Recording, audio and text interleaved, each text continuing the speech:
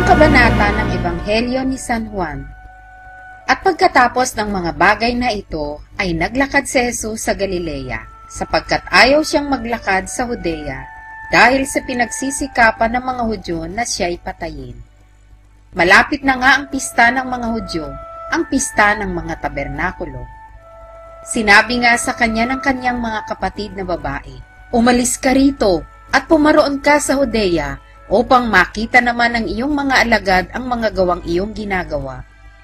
Sapagkat walang taong gumagawa ng anumang bagay sa lihim at nagsisikap ihayag ang kanyang sarili. Kung ginagawa mo ang mga bagay na ito, ay pakilala ka sa sanlibutan.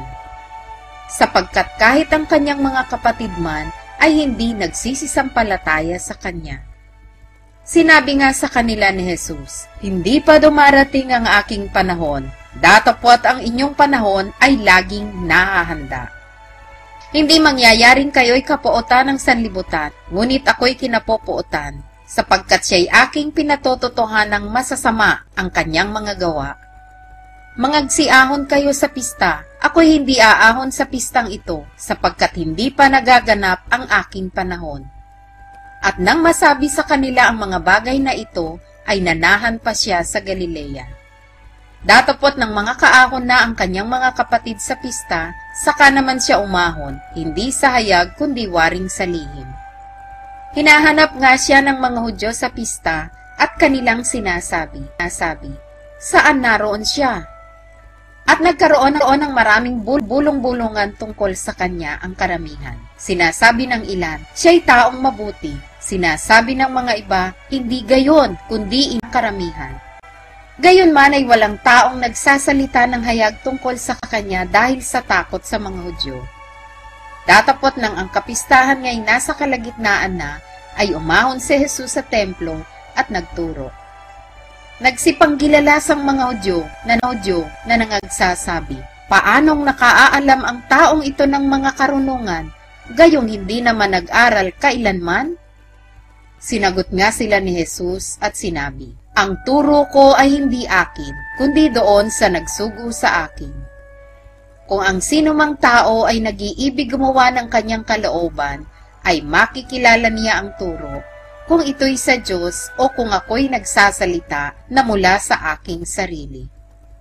Ang nagsasalita ng saganang kanyang sarili, humahanap ng kanyang sariling kaluwalhatian. Datapwat ang humahanap ng kaluwalhatian niya sa kanya'y nagsugo, ang gayon ay totoo, at sa kanya'y walang kalikuan. Hindi bagay binigay sa inyo ni Moises ang kautusan, at gayon may wala sa inyong gumaganap ng kautusan? Bakit ninyo pinagsisikapang ako'y patayin?" Sumagot ang karamihan, "Mayroon kang demonyo, sino ang nagsisikap na ikaw ay patayin?" Sumagot si Jesus at sa kanila'y sinabi, "Isang gawa ang aking ginawa, at kayong lahat ay nagsipanggilalas dahil doon. Ibinigay sa inyo ni Moises ang pagtutuli, hindi sa ito'y kay Moises, kundi sa mga magulang, at tinutuli ninyo sa Sabat ang isang lalaki. Kung tinatanggap ng lalaki ang pagtutuli sa Sabat, upang huwag labagin ang kautusan ni Moises, nangagagalit baga kayo sa akin dahil sa pinagaling kong lubos ang isang tao sa Sabat? Huwag kayong magsihatol ayon sa anyo, kundi magsihatol kayo ng matuwid na paghatol." Sinabi nga ng ilang taga-Jerusalem, "Hindi baga ito ang kanilang pinagsisikapang patayin?" At nariyag na nagsasalita, at walang anumang sinasabi sila sa kanya, na pagkikilala kayang tunay na mga pinuno na ito ang Kristo? Gayunman ay nakikilala namin ang taong ito, kung taga saan siya. Datapwat pagparito ng Kristo, sino may walang makakaalam kung taga saan siya. Sumigaw nga si Jesus sa templo na nagtuturo at sinasabi, "Ako'y inyong nakikilala, at nalalaman din naman ninyo kung taga saan ako, at hindi ako naparito sa aking sarili. Datapwat ang nagsugo sa akin ay tunay, na hindi ninyo nakikilala. Siya'y nakikilala ko, sapagkat ako'y mula sa kanya, at siya ang nagsugo sa akin." Pinagsisikapan nga nilang siya'y hulihin, at walang taong sumunggab sa kanya, sapagkat hindi pa dumarating ang kanyang oras. Datapwat sa karamihan ay marami ang nagsisampalataya sa kanya, At kanilang sinasabi, pagparito ng Kristo ay gagawa pa baga siya ng lalong maraming tanda kaysa mga ginawa ng taong ito? Nangarinig ng mga Fariseyo ang bulong-bulungan ng karamihan tungkol sa kanya at nangagsugo ang mga pangulong saserdote at ang mga Fariseyo ng mga punong kawal upang siya'y hulihin. Sinabi nga ni Jesus, makikisama pa ako sa inyong sandaling panahon at ako'y paroroon sa nagsugo sa akin. Hahanapin ninyo ako at hindi ako masusumpungan, at kung saan ako naroroon ay hindi kayo makaparoroon. Ang mga Hudyo nga'y nangagsang usapan, saan paroroon ang taong ito na hindi natin siya masusumpungan? Siya kaya'y paroroon sa nagsisipangalat sa gitna ng mga Griego at magtuturo sa mga Griego? Ano ang salitang ito na kanyang sinabi, hahanapin ninyo ako at hindi ninyo ako masusumpungan, at kung saan ako naroroon ay hindi kayo makaparoroon?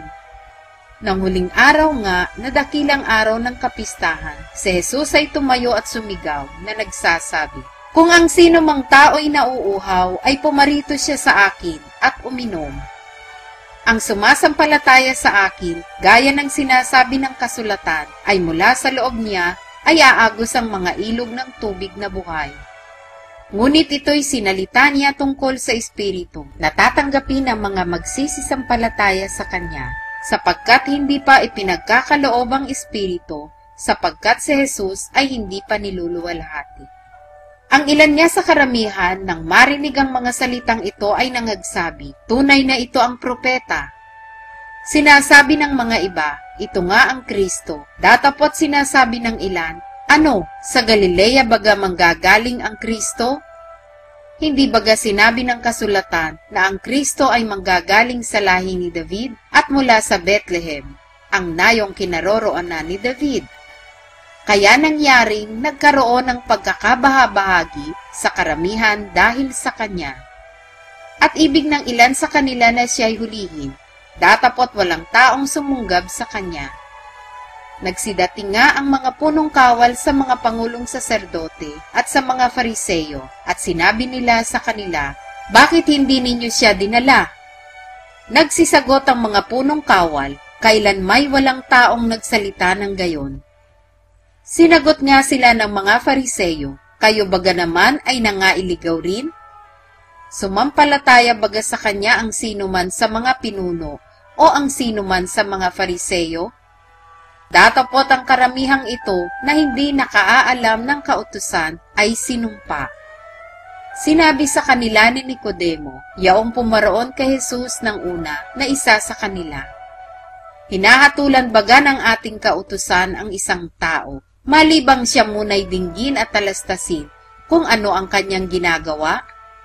Sila'y nagsisagot at sinabi sa kanya, ikaw bagay taga Galilea rin? Siyasatin mo, at tingnan mo na sa Galilea ay walang lumitaw na propeta. Ang bawat tao'y umuwi sa kani-kaniyang sariling bahay.